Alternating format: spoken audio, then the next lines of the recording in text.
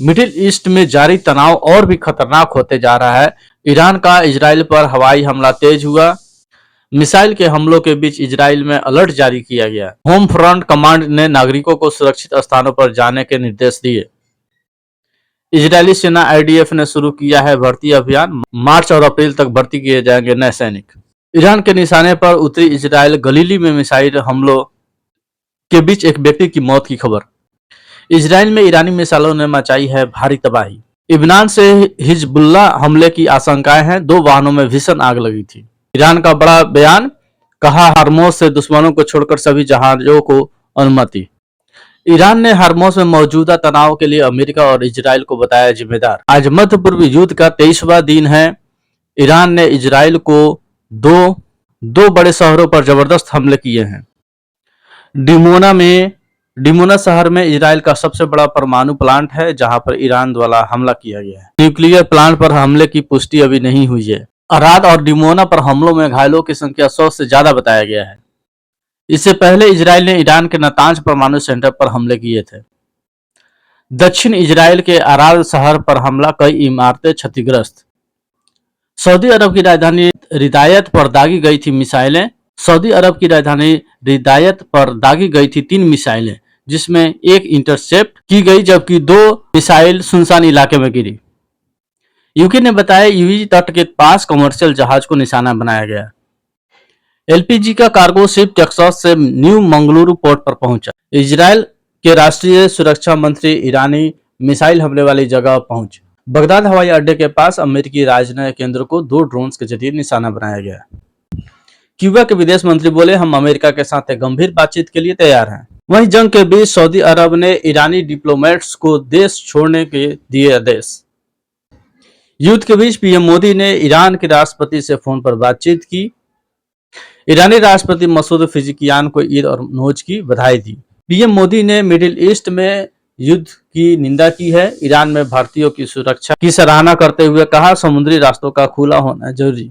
भारत पर युद्ध के बढ़ते असर को लेकर राहुल गांधी ने केंद्र को घेरा है। राहुल गांधी ने कहा, मोदी सरकार के पास न दिशा है और न ही नीति। विश्व में युद्ध के तनाव के बीच रक्षा मंत्री राजनाथ सिंह ने कहा, युद्ध दुनिया के लिए चिंता का विषय है। अब देश की सुरक्षा में केवल सेना ही नहीं बल्कि नागरिक भी अहम भूमिका निभाती है। ईरान के सबसे सुरक्षित माने जाने वाले नातांज परमाणु केंद्र पर बड़ा हमला। अमेरिका और इजराइल ने मिलकर की जबरदस्त बमबारी। ईरान का इजराइल पर भीषण हमला, 10 ठिकानों को निशाना बनाया गया। इजराइल ने लेबनान सीमा पर बढ़ा दी है सैनिकों की संख्या। साथ ही लेबनान सीमा पर टैंकों के साथ साथ बख्तरबंद गाड़ियां भी तैनात कर दी गई है। ईरान की राजधानी बगदाद में भीषण हमला हुआ, जहां खुफिया मुख्यालय के पास ड्रोन से अटैक किया गया। अमेरिका ने दी ईरानी तेल पर 30 दिन की छूट। ईरान का बयान, हमारे पास बाहर बेचने के लिए एक्स्ट्रा तेल है ही नहीं। ईरान के इस बयान के बाद ग्लोबल मार्केट में हलचल तेज। शांति वार्ता की कोशिशों के बीच यूक्रेनी शहर जपोजिया में रूसी सेना की बमबारी, जिसमें 2 यूक्रेनियों की मौत। इजराइल के डिमोना में गिरा एक और ईरानी मिसाइल, इमारत गिरने से कई लोगों घायल। ट्रंप के शांति बोर्ड ने हमास के सामने निरस्त्रीकरण का लिखित प्रस्ताव रखा गया। प्रस्ताव में बताया गया कि किस तरह हमास डाल सकता है अपने हथियार। अमेरिका और इजराइल हमले के बीच ईरान की राजधानी तेहरान में अदा की गई नमाज। ईरान में 40 साल में पहली बार खामेनेई की अनुपस्थिति में अदा की गई नमाज। अमेरिकी और इजराइल हमले में हुई थी खामनी की मौत। पवित्र नवरात्रि के चौथे दिन देश भर में विधि विधान से हो रही है मां कुष्मांडा की पूजा। दिल्ली के झंडे पालन मंदिर में उमड़ा आस्था का सैलाब। छत्तीसगढ़ में कोरिया के बैकुंठपुर में अनोखा नवदुर्गा मंदिर, जहां पे 9 स्वरूप में स्थापित है मां दुर्गा। 9 दिन अखंड ज्योति और लगातार पूजा अर्चना, मंदिरों को रोशनी और फूलों से सजाया गया। बिहार दिवस पर पीएम मोदी ने दी शुभकामनाएं। उन्होंने कहा, मुझे विश्वास है कि विकसित बिहार के साथ विकसित भारत के संकल्प को साकार करने में यहाँ के कर्मठ एवं ऊर्जावान लोगों का समर्पण और सामर्थ्य बहुत काम आएगा। बिहार दिवस पर गृह मंत्री अमित शाह ने भी दी शुभकामनाएं। बिहार दिवस पर बिहार में बंद पड़े औद्योगिक यूनिट्स को फिर से शुरू करने का सुनहरा मौका। बिहार सरकार ने नई योजना शुरू की है। इस योजना के तहत पुराने बकाया और जुर्माने में राहत दी जाएगी। इस योजना का मुख्य उद्देश्य खाली पड़ी औद्योगिक जमीनों का उपयोग बढ़ाना और निवेश को आकर्षित करना। लखनऊ में सीएम योगी आदित्यनाथ आज यूपी में नर्सिंग अधिकारियों को नियुक्ति पत्र देंगे। आज लखनऊ में समाजवादी पार्टी के महिला सम्मान समारोह की शुरुआत करेंगे अखिलेश यादव। मथुरा में एक ट्रक में दूसरे ट्रक के कोहरे की वजह से टक्कर हुई, जिसकी वजह से फरसे वाले बाबा की मौत हो गई और साथ में ट्रक चालक की भी मौत हुई। सिक्किम के मंगलन में धरती कांपी, जहां पर भूकंप के तेज झटकों से लोगों में दहशत फैल गई।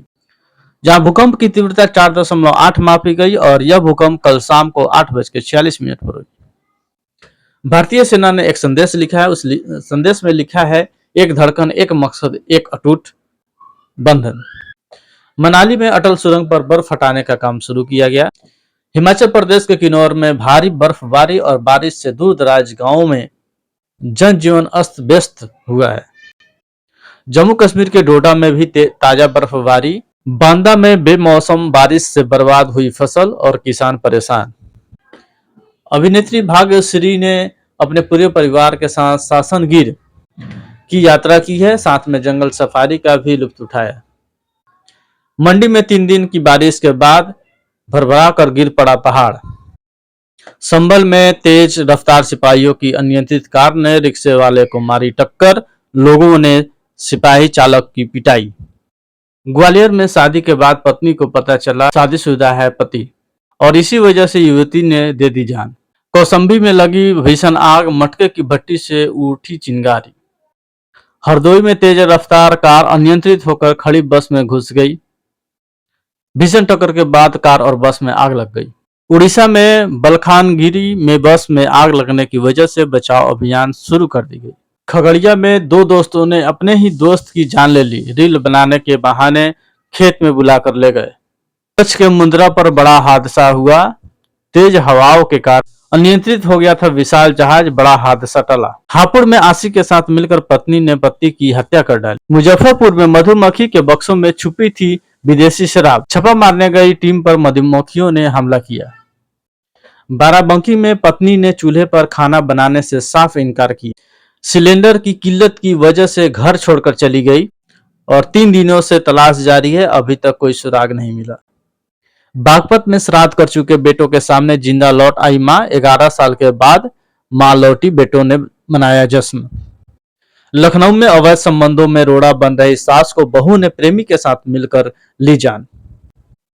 पटना में वो सेकेंड हैंड बाइक खरीदने गए लोगों को बदमाशों ने निशाना बनाया, जिसमें एक शख्स को मौत के घाट उतारा। दिल्ली हाईवे पर काल बनी बस, तेज रफ्तार बस की टक्कर से 3 दोस्तों की मौत। सीएम ग्रेड योजना के तहत बरेली में फिर से चलेगा बुलडोजर, 120 दुकानों को अतिक्रमण हटाने का दिया गया था नोटिस। कानपुर में प्रसिद्ध तपेश्वरी मंदिर के मेले में बजरंग दल के दुकान लगाए गए मुस्लिम दुकानदारों को भगाया। मेरठ में ईद के दिन 2 पक्षों में खूनी संघर्ष हुआ, 2 की मौत हुई, कई लोग घायल। हरदोई में बस और कार में टक्कर हुई। पश्चिम बंगाल के जलपाईगुड़ी में चाय बागान से तेंदुए की रेस्क्यू किया। वन विभाग ने इसे पिंजरे में कैद किया था। गुजरात के जूनागढ़ में हजारों मछुआरों और उनके परिवारों के लिए बड़ी राहत की खबर है। डीजल की कीमतों में 42 रुपए 43 पैसे की बढ़ोतरी का फैसला वापस लिया गया।